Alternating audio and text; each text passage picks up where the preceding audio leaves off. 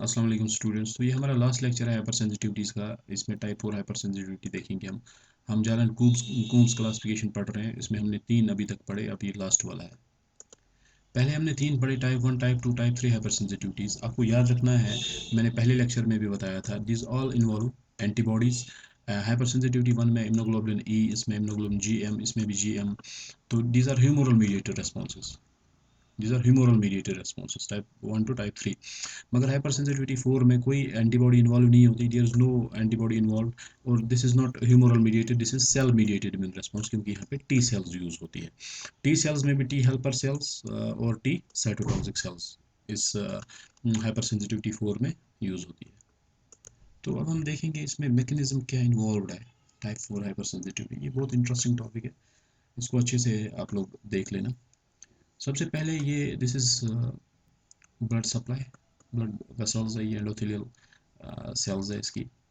ठीक है, this whole thing यहाँ पे दिस इज ब्लड सप्लाई। ठीक है, अब क्या होता है इसमें, फॉर एग्जांपल हमने पॉइजन ईवी को टच किया, प्लांट को टच किया कहीं पे, तो we got affected by its chemical, ये रिलीज करता है, दैट इज यूरोशियल। यूरोशियल मैंने एग्जांपल दी थी कहीं पे हेप्टेन्स में, या लोग को याद होगा।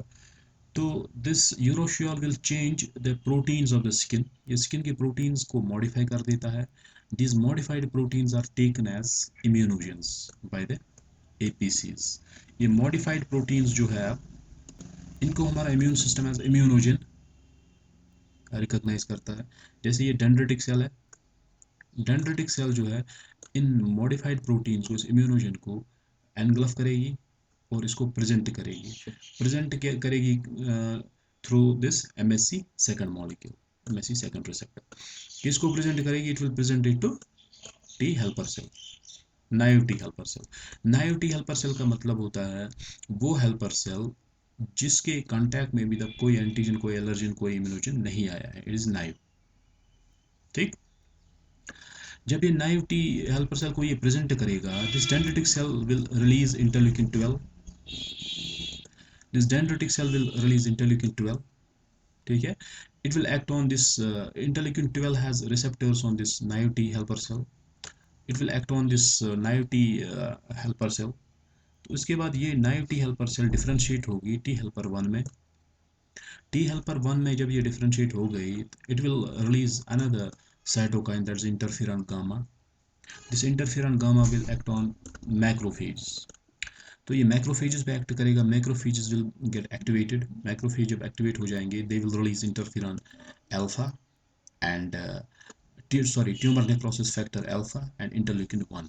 ये मैक्रोफेजेस से रिलीज होते हैं, these are cytokines. These cytokines will act on endothelial cells. इन एंडोथेलियल सेल्स के रिसेप्टर्स एक्सप्रेस हो जाएंगे। इन साइटोकाइंस की वजह से इनके रिसेप्टर्स एक्टिवेट, ये हो जाएंगे, एक्सप्रेस हो जाएंगे इन एंडोथेलियल सेल्स पे। जब रिसेप्टर्स एक्सप्रेस हो गए, these receptors will bring more and more macrophages, more and more leukocytes, and they will bring it in। तो ये मैक्रोफाज फिर अंदर आएगा। यहाँ तक समझ आया? यहाँ तक इजी है। These activated macrophages will start engulfing, and they will release lysosomal enzymes and reactive oxygen species, जिसको हम ROS भी बोलते हैं। They will start releasing reactive oxygen species and lysosomes. जब सर्कुलेशन में ये लाइसोसोमल एंजाइम्स और रिएक्टिव ऑक्सीजन स्पीशीज आ जाएंगी, तो they will start damaging the tissue जहाँ पे इसने पॉइजन ईवी ने अफेक्ट किया है, they will start damaging that tissue. ठीक है, this lysozymes and reactive oxygen species. इसके अलावा जो ये हमारा डेंड्रिटिक सेल है, it releases another interleukin, that is interleukin 6। Interleukin 6 भी ये रिलीज करता है। इंटरल्यूकिन 12 किसको एक्टिवेट करता है? टी हेल्पर 1 को। इंटरल्यूकिन 6 इस नाइव सेल पे जाएगा, it will differentiate into T helper 17। ये टी हेल्पर 17 में डिफरेंशिएट होगा। टी हेल्पर 17 जो है, it will release the contents. ये टी हेल्पर 17 जो है, it will release interleukin 17, which will bring these neutrophils to this circulation। if neutrophils आएंगे, तो these neutrophils will do same thing as was done by the macrophages। it is also called a delayed type of hypersensitivity। ये आपको पता चला। अब इसकी examples जैसे tuberculosis है, टीबी स्किन टेस्ट करते हैं हम, जिसको हम मोनटॉक्स टेस्ट भी बोलते हैं, MANTOUX, मोनटॉक्स टेस्ट। ये चीज़ याद रख लेना। This is done for the Mycobacterium tuberculosis infection. यहाँ पे हम जब इंजेक्ट करते हैं इसको, माइकोबैक्टीरियम ट्यूबरक्लोसिस को यहाँ पे इंजेक्ट करते हैं, हम देखते हैं कि इसमें एंटीबॉडीज, सॉरी दिस रिएक्शन क्या आएगा इसका। ठीक है, अगर इसको अगर ये बंदा इन्फेक्ट होगा तो यहाँ पे कुछ टाइम के बाद 24 आवर्स या 48 आवर्स के बाद यहाँ पे रिएक्शन हो जाएगी, सो इट विल स्वेल। यहाँ पे स्वेलिंग आ जाएगी और इट विल बी रेडनेस आएगी यहाँ पे। So that means this person has tuberculosis. या मेटल एलर्जीज इसमें एग्जांपल्स हैं, मेटल्स लगाते हैं कानों में जैसे लेडीज लगाती है, ये मेटल एलर्जीज इसी की है। टाइप 4 हाइपर सेंसिटिविटी है। या लेटेक्स एलर्जीज जिसको हम कॉन्टैक्ट डर्मेटिटिस बोलते हैं, हमने कोई ग्लव्स लगाते हैं हम, तो उसके उसके बाद उसको निकालते फिर हमें कुछ टाइम के बाद एलर्जीज हो जाती है स्किन पे। तो these are all the examples of this type 1 hyper sensitive, type 4 hyper sensitivity. इसके अलावा टी हेल्पर सेल्स के अलावा यहाँ पे टी साइटोटॉक्सिक सेल्स भी काम करती है, टीसी सेल्स उनको हम बोलते हैं। इन सेल्स से वेसिकल्स बर्ड होते हैं, जैसे ये वेसिकल है, और इस वेसिकल में देयर आर प्रोटीन्स और परफोरिन्स और ग्रेंजाइम जो हमने कल बात की थी। This vesicle will be endocytosed by this target cell, जो हमारे पास टारगेट सेल है जिसको डिस्ट्रॉय करना है, तो इसकी एंडोसाइटोसिस होगी, ये टारगेट सेल इसकी एंडोसाइटोसिस होगी। देन यहाँ पे जो परफोरिन्स होंगे this will cause pores and pores होंगे, तो दिस ग्रेंजाइम्स आर प्रोटियोलिटिक एंजाइम्स, तो ये एपोप्टोसिस स्टार्ट करेंगे, प्रोग्राम सेल डेथ होगा इस पूरी सेल का, it will be like this. ठीक है, इसके अलावा इस साइटोटॉक्सिक टी सेल पे फास्ट रिसेप्टर्स, फास्ट लाइगेंड्स भी होते हैं, एंड जो हमारी टारगेट सेल है it will produce this, it will express fast receptors, ये दोनों आपस में कांटेक्ट होंगे, this will release this perforins and granzymes and will destroy this target cell. ठीक है, यहाँ पे क्वेश्चन आ सकता है फास्ट जो रिसेप्टर्स है या फास्ट लाइगेंड्स कौन सी सेल एक्सप्रेस करती है, it is T cytotoxic cell. या ग्रेंजाइम्स एंड परफोरिन्स कौन सी सेल से निकलते हैं, रिलीज होते हैं, it is T cytotoxic cell.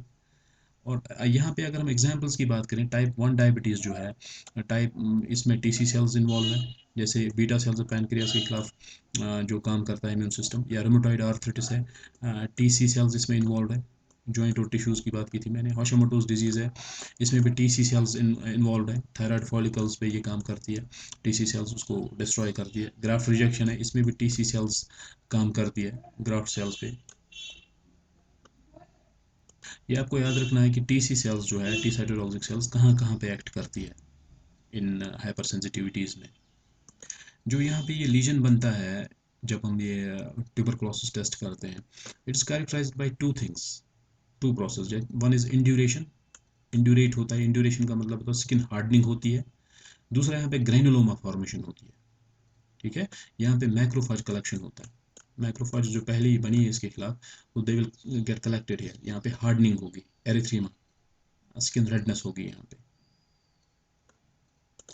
इसमें आप और एक एग्जांपल याद रख सकते हैं, जैसे मल्टीपल स्क्लेरोसिस है। मल्टीपल स्क्लेरोसिस में जो शिवॉन सेल्स हैं उनके खिलाफ CD4 सेल्स काम करती है और माइलिन शीथ को वो डिग्रेड करती है। या और एक एग्जांपल है गुलियन बैरी सिंड्रोम है यहाँ पे,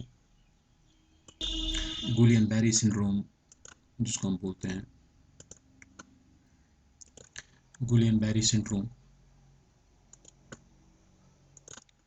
गुलियन बैरी सिंड्रोम में क्या होता है, जो इम्यून सिस्टम होता है इट अटैक्स द नर्व्स, ये नर्वस सिस्टम को अटैक करता है। या मल्टीपल स्क्लेरोसिस के बारे में बताया अभी मैंने। या टाइप 1 डायबिटीज़ मेलिटस है, उसमें काम करता है, आइलेट्स ऑफ लैंगरहांस के खिलाफ काम करती है ये सेल्स। या हाशिमोटोज थायराइडिटिस के बारे में बताया था मैंने, थायराइड ग्लैंड के खिलाफ CD4 सेल्स काम करती है। These are all the examples of this type 4 hyper sensitivity. तो ये चीज़ें आपको याद रखनी है। तो इसके साथ हमारा हाइपर सेंसिटिविटी जो है वो ख़त्म हो गया है। और ये मोनटॉक्स टेस्ट बताया था मैंने, इसके साथ जो हम इसमें ट्यूबरक्लोस में और एक टेस्ट कर जिसको पिरक्यूट टेस्ट बोलते हैं या PPD टेस्ट बोलते हैं, प्यूरिफाइड प्रोटीन डेरिवेटिव्स।